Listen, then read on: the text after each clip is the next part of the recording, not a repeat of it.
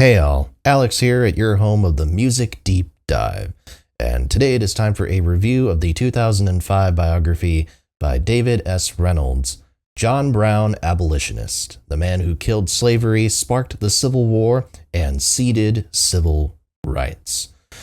Let's talk about David S. Reynolds. This is the first time that we have mentioned this American biographer here, but it will not be the last.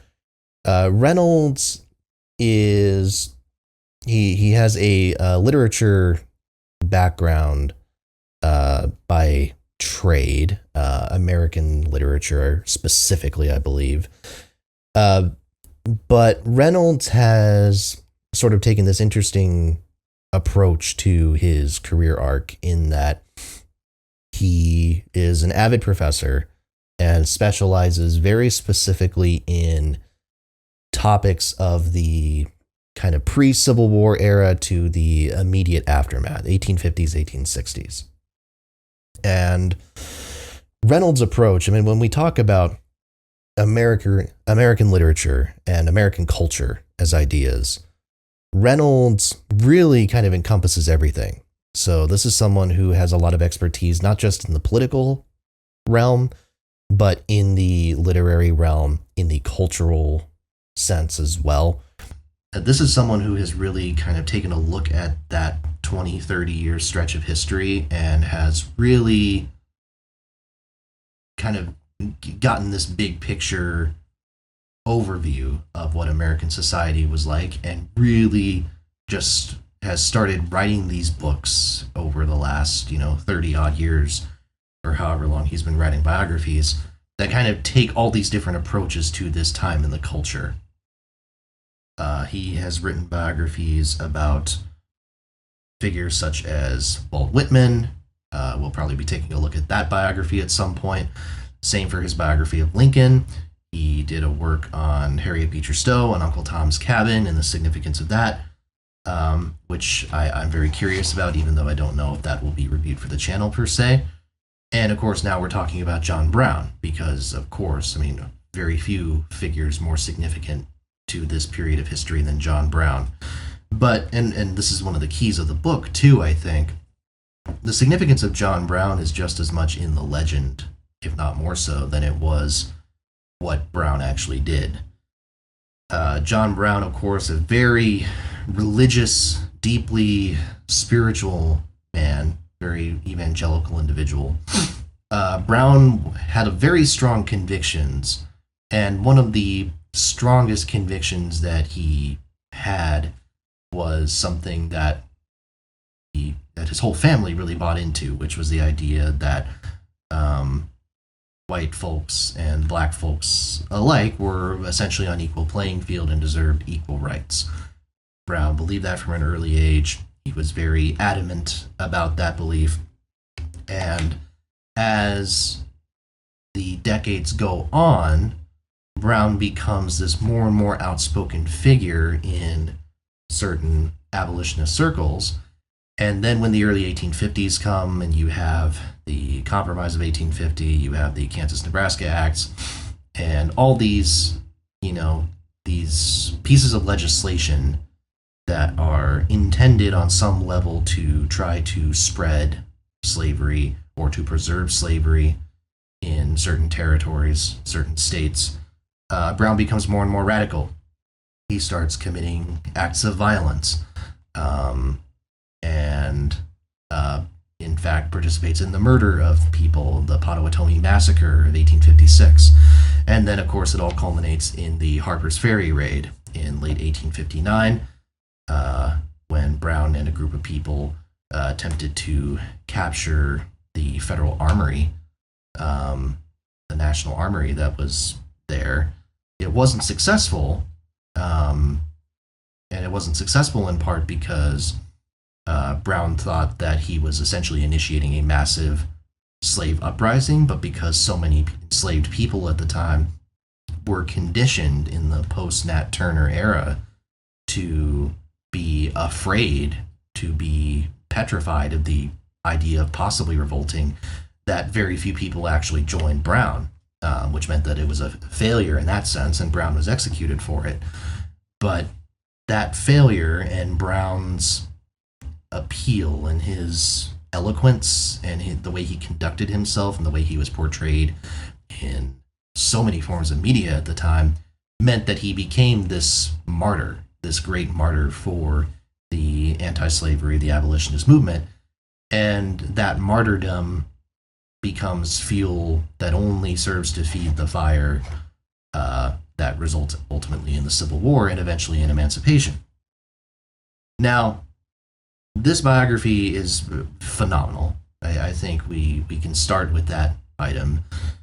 And it succeeds because Reynolds is very invested in interrogating Brown as a man, but also as an icon, and analyzing the mythos of his life and deeply trying to understand it.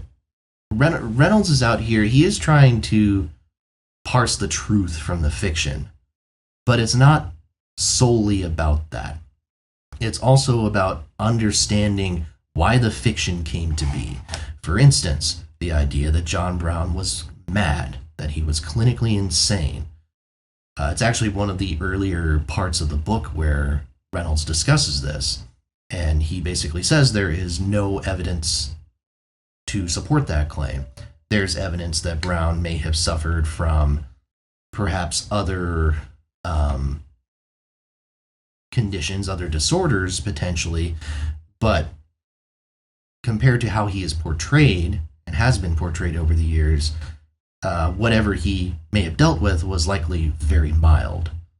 And in actuality, this was someone who had complete faculties and was completely aware of what he was doing, and as I said, was very eloquent, very well spoken, and to the degree that it impressed and really influenced a lot of people.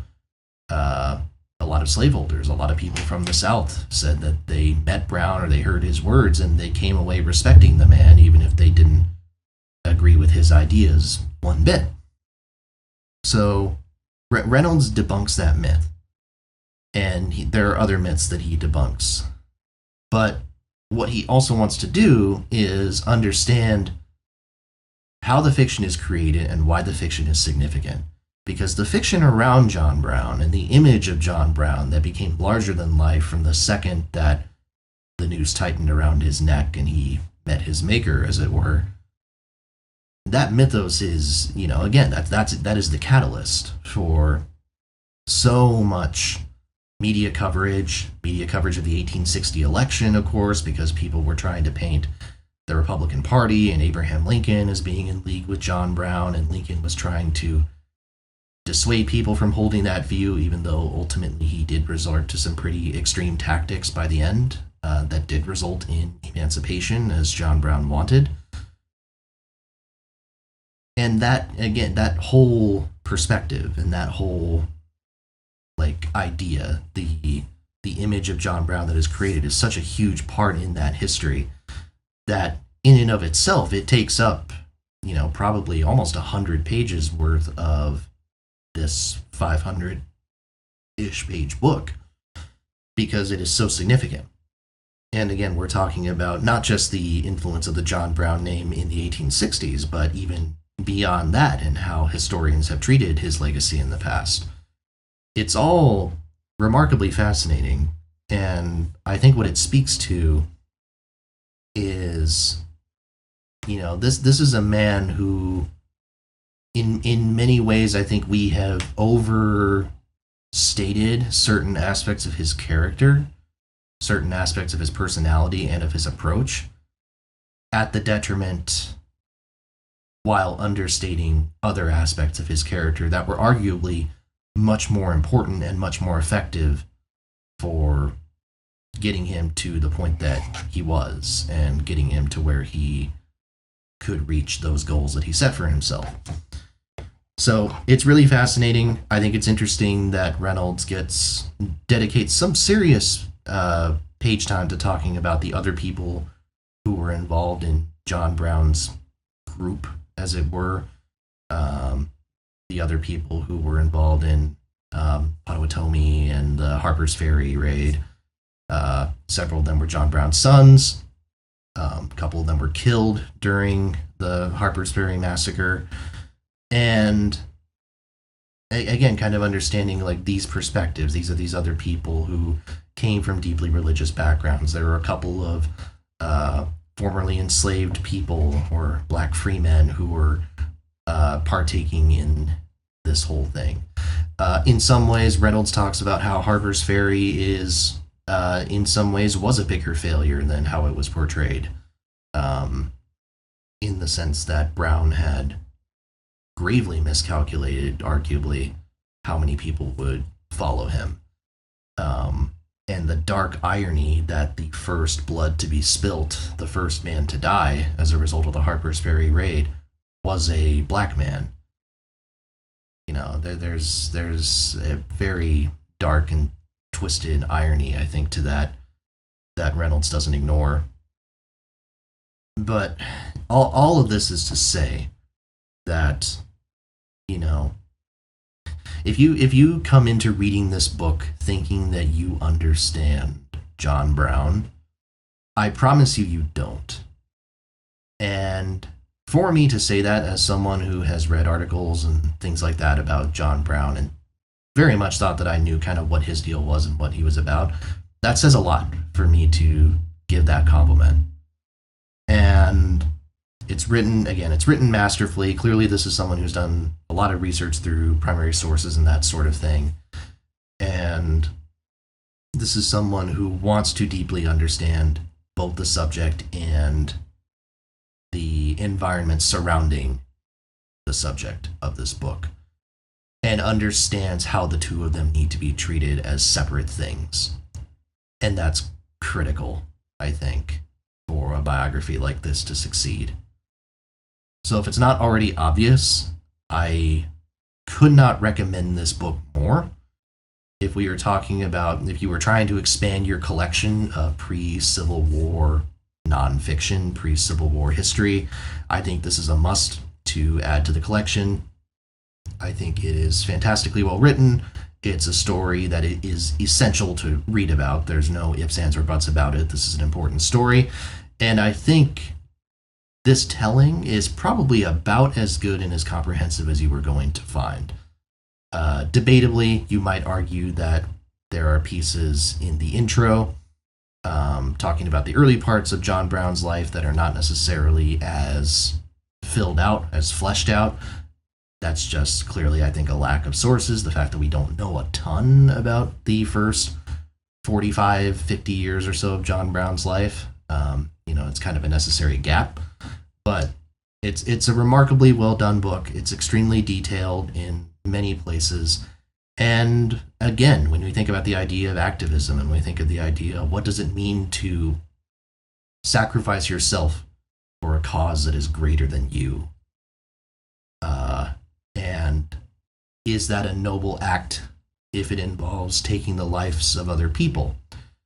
Was Harper's Ferry a noble act? Especially because while it did result in people dying, John Brown himself did not intend to spill blood while doing it. There's a lot of moral questions, I think, that Harper's Ferry and the idea of John Brown bring up, let alone the numerous terrorists in the last 50 years or so that took inspiration from John Brown. Fucking John Wilkes Booth took inspiration from John Brown, for God's sakes.